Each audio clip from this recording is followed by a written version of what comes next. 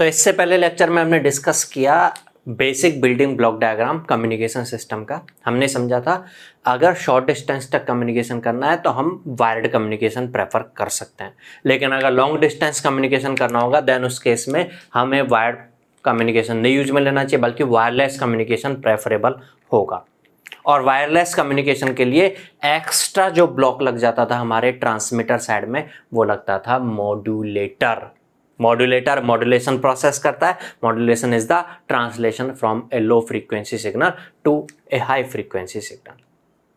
Hello everybody, I S Vashisht welcome you all on this platform of G Centric. इस lecture में अब हम discuss करने वाले हैं कि जो वो मॉड्यूलेटर है जिससे मॉड्यूलेशन प्रोसेस हो रहा है, उससे इतना प्यार क्यों हो गया हमें कि हमने एक अलग से सिस्टम बना दिया और उसके लिए एक सब्जेक्ट बन गया पूरा कम्युनिकेशन सिस्टम। पूरा कम्युनिकेशन सिस्टम इसी मॉड्यूलेशन पर बेस्ड है। तो एडवांटेजेस ऑफ मॉड्यूलेशन क्या है वो डिस्कस करने वाले हैं इस लेक्चर में हम। चलिए, मॉड्यूलेशन हमने समझा था। मॉड्यूलेटर से अगर लो फ्रीक्वेंसी मैसेज सिग्नल है तो मैं मैसेज सिग्नल जो है उसके फ्रीक्वेंसी कंपोनेंट्स की अगर बात करूं तो जनरली लो फ्रीक्वेंसी पर होंगे, जीरो के आसपास में फ्रीक्वेंसी कंपोनेंट्स होंगे। मैं मान रहा हूं हाईएस्ट फ्रीक्वेंसी FH तक के कंपोनेंट्स हैं। अच्छा, आगे जाके हम समझने वाले हैं कि जब हम फ्रीक्वेंसी डोमेन में रिप्रेजेंट करते हैं सिग्नल को तो उसको हम बोलते हैं स्पेक्ट्रम। क्या बोलते हैं हम? स्पेक्ट्रम। आपने सुना होगा ना 2G स्पेक्ट्रम घोटाला, ठीक है, तो वो भी क्लियर होगी चीजें, ठीक है। तो स्पेक्ट्रम जब भी हम शो करते हैं तो स्पेक्ट्रम में जैसा पॉजिटिव फ्रीक्वेंसीज पर होता है वैसा नेगेटिव फ्रीक्वेंसीज पर भी होता है। थोड़ा सा आपको सिग्नल्स एंड सिस्टम्स याद आ रहा होगा तो पता होगा कोई भी सिग्नल जो होता है उसका मैग्नीट्यूड स्पेक्ट्रम, स्पेक्ट्रम मतलब फ्रीक्वेंसी डोमेन में समझना, मैग्नीट्यूड स्पेक्ट्रम हमेशा इवन फंक्शन होता है। मैग्नीट्यूड स्पेक्ट्रम की बात कर रहे हैं, इवन फंक्शन है। इस साइड जैसा शेप दिख रहा होगा, नेगेटिव साइड में भी वैसा शेप दिख रहा होगा। अब ये शेप ऐसी क्यों होती है वो आगे क्लियर होने वाली है बातें। अभी के लिए हम ये मान के चल रहे हैं कि एक लो फ्रीक्वेंसी सिग्नल ये है।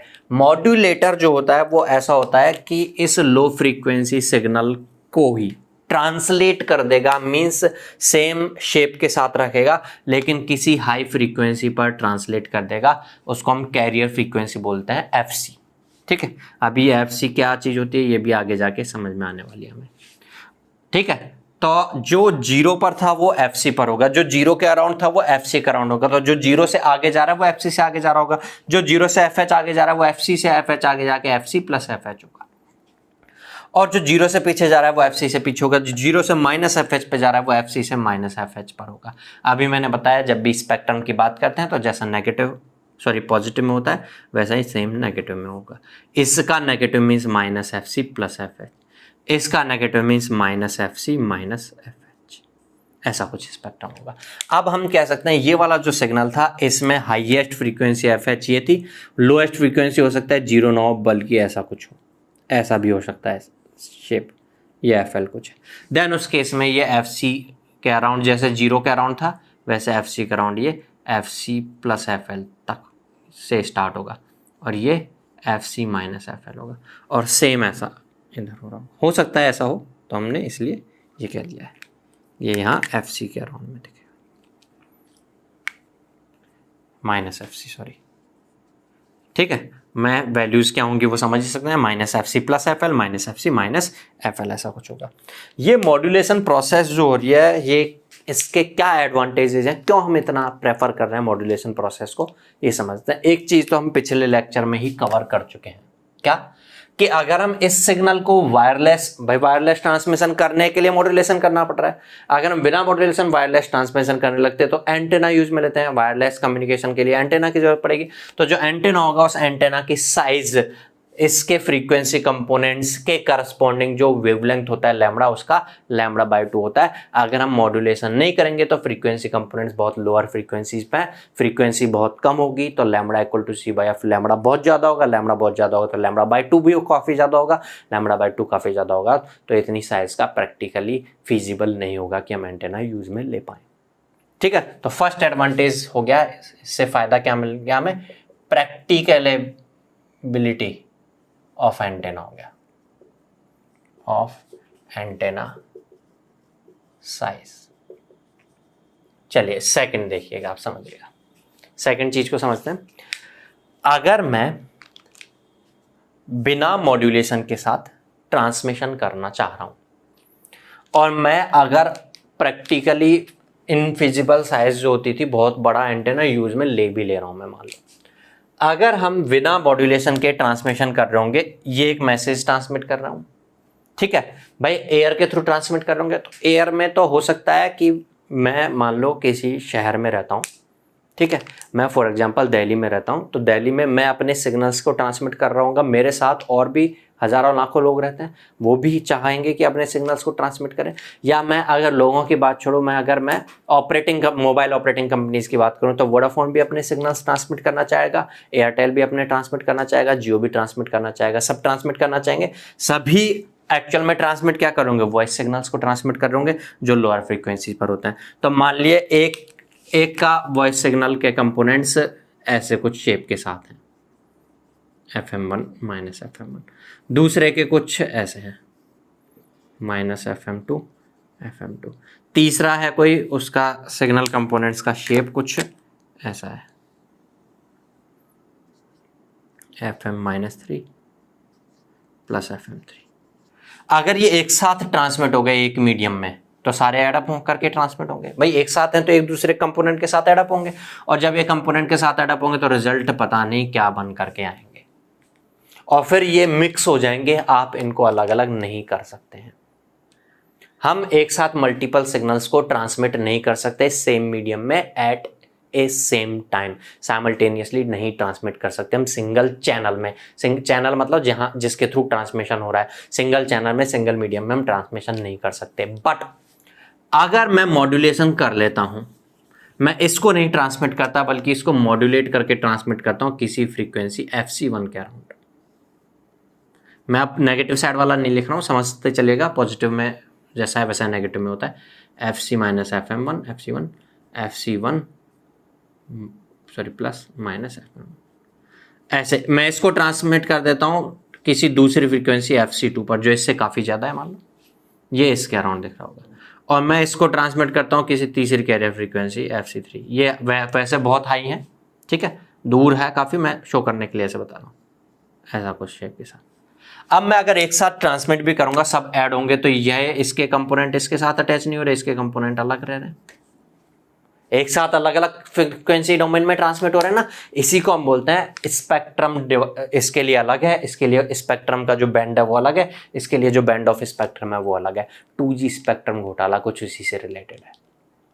अब तो खैर 4G चलने लग गया, उस जमाने में 2010 से पहले 2G चलता था, ठीक है। तो और ये जो स्पेक्ट्रम जो होता है ना, ये सारी गवर्नमेंट अथॉरिटी होती है, गवर्नमेंट को कुछ पैसा पे करना होता है, आप उससे एक स्पेक्ट्रम लीज पर लेते हो कि भाई मैं ले रहा हूँ 15 मेगाहर्ट्ज से लेकर के और 16 मेगाहर्ट्ज तक का लीज पर ले रहा हूँ, मैं इसमें अपना कम्युनिकेशन करूँगा, गवर्नमेंट आपको दे देती है कुछ चार्ज लेकर के।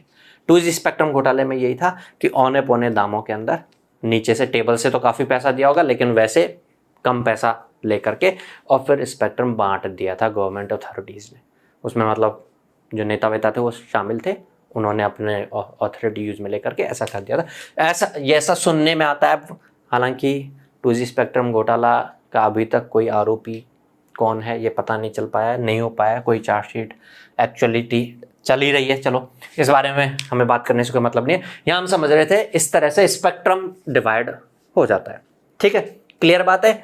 अब ऐसा करने से क्या हो गया, हम एक साथ ये मैसेज नंबर 1, मैसेज नंबर 2 और मैसेज नंबर 3 एक ही चैनल पर ट्रांसमिट कर पा रहे हैं। किसी को मैसेज नंबर 1 में से मतलब है तो वो मैसेज नंबर 1 को इस स्पेक्ट्रम इस वाले फ्रीक्वेंसी बैंड से डिटेक्ट कर सकता है, मैसेज नंबर 2 से मतलब है तो इस वाले से, और मैसेज नंबर 3 से मतलब है तो इस वाले से डिटेक्ट कर सकता है। इस प्रोसेस को हम बोलते हैं मल्टीप्लेक्सिंग।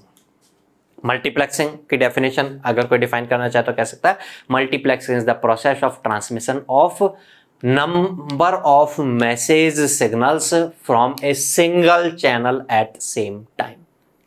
ये मल्टीप्लेक्सिंग पॉसिबल हो पाई, मॉड्यूलेशन अगर नहीं कर रहे होते हम तो मल्टीप्लेक्सिंग नहीं हो पाती भैया।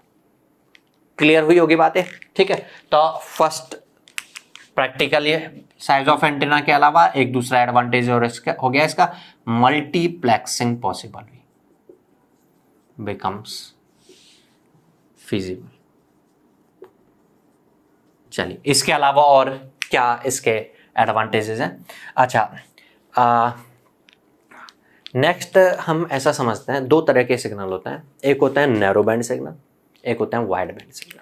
चलिए नैरो बैंड कौन से होते हैं और वाइड बैंड कौन से होते हैं पहले वो समझेंगे हम, फिर इसके बाद हम देखेंगे मॉड्यूलेशन करने से पहले जो सिग्नल था वो नैरो बैंड था या वाइड बैंड था, और मॉड्यूलेशन होने के बाद वो नैरो बैंड रहा या वाइड बैंड हो गया, ये हमें देखना है। तो नैरो बैंड सिग्नल्स किन को बोलते हैं? मान लो कोई सिग्नल्स हैं, उनमें लोएस्ट फ्रीक्वेंसी कंपोनेंट जहां से स्टार्ट हो रही है वो एफ एल है और हाईएस्ट फ्रीक्वेंसी जहां तक रह रही है वो एफ एच है, ऐसा है। ठीक है, हम F H by F H minus F L की वैल्यू के हिसाब से बोलते थे, ये बहुत कम होती है, अगर 1 के आसपास होती है तो बेस बैंड सिग्नल है, बिल्कुल याद आ रहा होगा आपको। इसकी वैल्यू अगर लेस नियरली इक्वल टू 1 है फिर तो हम बोलते थे बेस बैंड सिग्नल है, और F H by F H minus F L की वैल्यू काफी लार्ज है 1 से, तो हम बोलते थे ये बैंड पास है। अब ये तो चलो हम पहले समझ चुके थे, अब हम समझने वाले हैं नैरो बैंड और वाइड बैंड। नैरो बैंड और वाइड बैंड के लिए हम F H by F H minus F L नहीं बल्कि F H by F L ही करते हैं। अगर ये रेशियो काफी लार्ज हो तो हम बोलते हैं सिग्नल इज वाइड बैंड। अब इसका मतलब क्या देखना, जो लोएस्ट फ्रीक्वेंसी है उसके कंपैरिजन में हाईएस्ट फ्रीक्वेंसी उसके काफी गुने तक है, काफी मल्टीपल में, हाई मल्टीपल में, तो आप बोलोगे बहुत बड़ी दूरी तक है। एफ एल मतलब लोएस्ट पर आप आ गए, इससे बहुत दूर तक, बहुत वाइड तक में इसके कंपोनेंट से बैंड तक में अगर एफ एच एफ एल से काफी हायर है तो हम बोलेंगे ये सिग्नल वाइड बैंड सिग्नल है। और अगर F H by F L small हो तो हम बोलते हैं ये नैरो बैंड है। मीन्स एफ एल चलो जितना भी है, एफ एच उससे दुगना 3 गुना तक है, बहुत ज्यादा नहीं है, बस थोड़ा सा आगे, थोड़ा सा मल्टीपल तक में पहुंच अगर आप जाएं तो एफ एच तक पहुंच जाएंगे, तो हम बोलते हैं नैरो बैंड सिग्नल है। अब हम देखते हैं मॉड्यूलेशन होने से पहले सिग्नल कैसा था, मॉड्यूलेशन होने के बाद सिग्नल कैसा हो गया। मान लो मैं मॉड्यूलेशन होने से पहले वॉइस सिग्नल की बात करता हूँ, 20 हर्ट्ज से लेकर के 20 किलो हर्ट्ज तक के फ्रीक्वेंसी कंपोनेंट्स हैं। अगर इसमें एफ एच, इस वैसे तो बेस बैंड हम समझ चुके थे उस हिसाब से इस चीज को, अगर हम एफ एच में मीन्स 20 किलो में 20 का डिवाइड करें तो आएगा 1 किलो 1000, काफी ज्यादा रेशियो आ रहा है ये, मतलब ये वाइड बैंड सिग्नल है। मैंने नेगेटिव साइड में नहीं बनाया है, ठीक है, इससे कोई मतलब नहीं है, नेगेटिव साइड में भी ऐसा दिख रहा होगा। जब भी लो एफ एल की बात करते हैं, लोएस्ट की बात करते हैं, नेगेटिव फ्रीक्वेंसी में कंपोनेंट देखते हैं हम ऑलवेज पॉजिटिव्स में देखते हैं। पॉजिटिव में सबसे कम कौन सा है, पॉजिटिव में सबसे ज्यादा कौन सा है। नेगेटिव फ्रीक्वेंसी प्रैक्टिकली तो होती नहीं है, ये क्यों समझते हैं ये हम समझेंगे अभी आगे। बेसिक्स समझने वाला है ना सिग्नल्स एंड सिस्टम से रिलेटेड, उसमें इस चीज को कवर करने वाले हैं। ठीक, नेक्स्ट है, अगर हम इसका मॉड्यूलेशन कर देते हैं, और मॉड्यूलेशन करते हैं हम एक कैरियर फ्रीक्वेंसी पर, और कैरियर फ्रीक्वेंसी है 100 मेगाहर्ट्ज।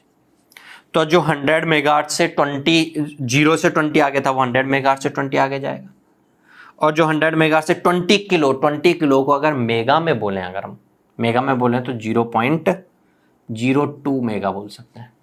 ठीक है, तो ये तो बहुत कम होगा 100 से, तो मैं इसको लिख ही नहीं रहा। ठीक है, ये 100.02 मेगा तक जा रहा होगा, और जो 0 से पीछे है वो 100 मेगा से पीछे आ रहा होगा। 0 से जो -20 किलो तक जा रहा है, मीन्स मेगा में बोले तो 0.02 मेगा तक। ठीक है, तो वो हो जाएगा अब 99.98 मेगा। अब जो रिजल्टिंग सिग्नल आ रहा है ये मॉड्यूलेटेड सिग्नल, इसमें हाईएस्ट फ्रीक्वेंसी वाला सिग्नल है यहाँ एफ एच, और लोएस्ट फ्रीक्वेंसी वाला सिग्नल है यहाँ एफ एल। अब आप F H by F L करेंगे तो F H is 100.02 mega, F L is 99.98 mega. कितना सा फर्क है इसमें, इसके बराबर सा, ये थोड़ा सा ही तो ज्यादा है। 99.98 और 100.02 में कितना फर्क है, दोनों मेगा में ही है। ये नियरली इक्वल टू 1 है, इसका मतलब ये नैरो बैंड सिग्नल हो गया है। आप इसका मतलब कह सकते हो कि विद मॉड्यूलेशन नैरो बैंडिंग हो जाती है, जो वाइड बैंड था सिग्नल वो एक्चुअल में नैरो बैंड में कन्वर्ट हो जाएगा, नैरो बैंडिंग हो जाती है। और नैरो बैंडिंग होना हमारे लिए फायदेमंद है या नुकसानदायक है, ये देखना है नैरो बैंडिंग आकार से। चलिए देखें, नैरो बैंडिंग होना हमारे लिए फायदेमंद है या नुकसानदायक है, इसको समझते हैं। हमें क्या करना होगा, जो यहाँ से सिग्नल ट्रांसमिट होता है रिसीवर से, सॉरी ट्रांसमीटर से, वो रिसीवर पे जब रिसीव होगा तो उस पर ऑपरेशंस करने होंगे उस सिग्नल पर, और सिग्नल पर ऑपरेट करने के लिए कोई इलेक्ट्रिकल सर्किट्स होंगे, इलेक्ट्रिकल नेटवर्क्स होंगे। उन इलेक्ट्रिकल नेटवर्क्स में अगर डिफरेंट डिफरेंट फ्रीक्वेंसी के हिसाब से काम करना है हमें, तो ट्यूनिंग करनी होगी। ट्यून्ड सर्किट, रेजोनेंस पढ़ा होगा ना आपने नेटवर्क थ्योरी में। और ट्यून्ड सर्किट मतलब कॉन्सेप्ट इसमें आ जाता है पिक्चर में एल और सी। अब सुनिएगा, अगर मेरा एल और सी पर ही डिपेंड करता है फ्रीक्वेंसी, ठीक है।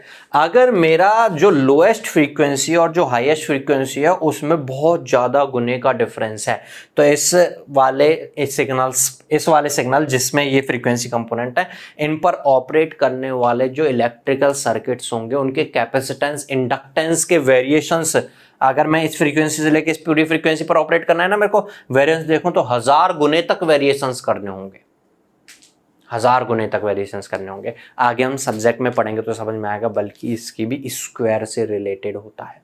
1000 के भी स्क्वायर गुने तक आपको वेरिएशंस करने होंगे, जो कि प्रैक्टिकली पॉसिबल नहीं होता। कोई कैपेसिटेंस अगर वेरिएबल कैपेसिटेंस पॉसिबल हो भी, वेरी कैप बोलते हैं ना, जो कैपेसिटेंस जिसका वेरी कर सके, तो वो वेरी भी कर सकेगा। तो ऐसे होगा, लोएस्ट कैपेसिटेंस मान लो 4 माइक्रोफैराड होगा, हाईएस्ट कैपेसिटेंस 20 माइक्रोफैराड तक हो जाएगा, मतलब 5 गुने तक वेरी कर जाएगा। ऐसा नहीं कि लोएस्ट कैपेसिटेंस 4 माइक्रोफैराड हो, हाईएस्ट कैपेसिटेंस 4 माइक्रोफैराड से बढ़ते बढ़ते 4000 माइक्रोफैराड तक हो जाए, ऐसा प्रैक्टिकली फिजिबल नहीं होता। इसलिए जो सिग्नल वाइड बैंड सिग्नल्स होते हैं उनकी लोएस्ट और हाईएस्ट फ्रीक्वेंसी बहुत ज़्यादा रेशियो में होती है, तो उस पर ऑपरेट करने वाले जो इलेक्ट्रिकल सर्किट्स होंगे उनके कंपोनेंट जो होंगे, उनके जो एलिमेंट्स होंगे, उनमें इतने हाई वेरिएशंस रिक्वायर्ड होंगे, जो कि प्रैक्टिकली फिजिबल नहीं है।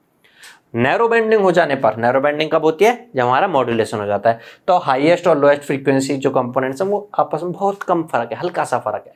तो इतना तो कैपेसिटेंस वेरी कर सकता है, इंडक्टेंस वेरी कर सकता है। तो आप कह सकते हो ये नैरो बेंडिंग होने से practically feasible circuit element variations possible होता है in the operating frequency range.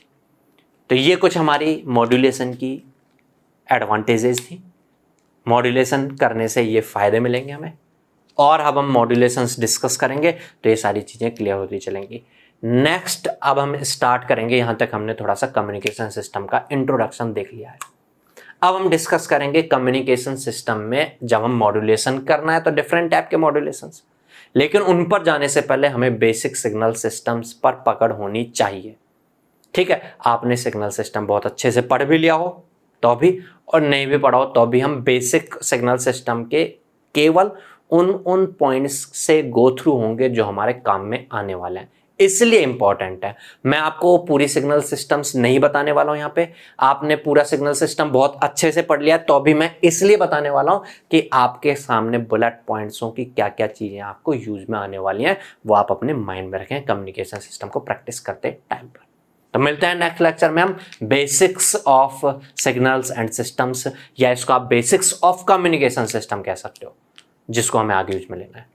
ठीक है, तो तब तक के लिए गुड बाय, थैंक यू।